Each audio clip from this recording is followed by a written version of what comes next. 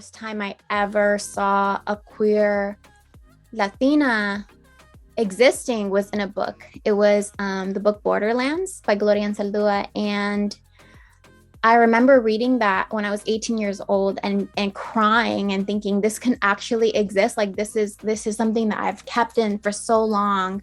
I just never thought it could be a possibility to be both Latina and to be queer.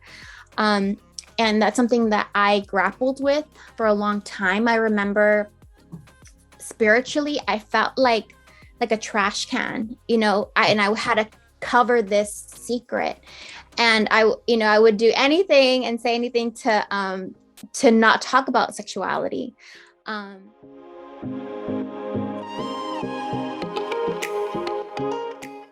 only had one summer, that I was going home before I moved to Ohio for graduate school. And I remember really fighting with myself on the bus and saying, if you tell your mom, you will feel so much freer.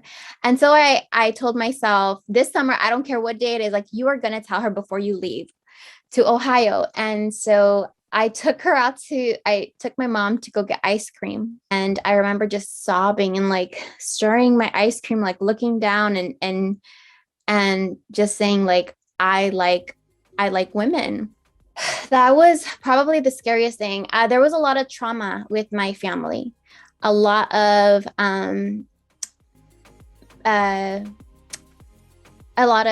domestic violence. And so I think my mom really struggled with like understanding, is it because of things you witnessed growing up that you're queer? Is it because of your women and gender studies courses that you think you're queer? Like all of these excuses of a reason why I could, be queer, like think I was queer. And a lot of the, I think you're confused narrative. And so when I went to graduate school and moved to Ohio, I started writing poems as a way to really heal and like to process some things that I talked about the trash can. I was finally able to like release a lot and to process a lot of memories, like the primer beso.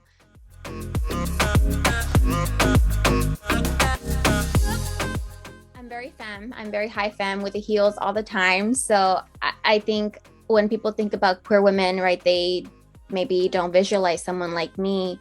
But for me to show that I'm queer, to say that I'm queer, to be so vocal, I think also paves the way for others to understand what queerness is. It's not this one boxed identity or this one way of being, but it is so multifaceted. We come in all forms, expressions, and we can wear our hoops and wear our tacones and still be valid in our queerness.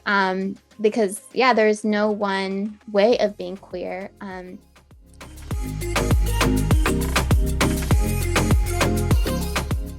You are on your path where you're supposed to be going. And,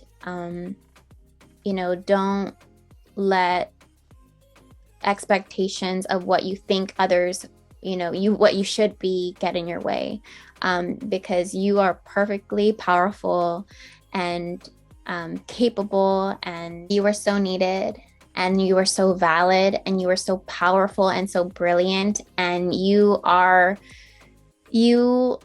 have so the power of your ancestors like pushing you forward, and you have the power of your queer loves pushing you forward, and your existence is so necessary, so powerful, and so needed in this world.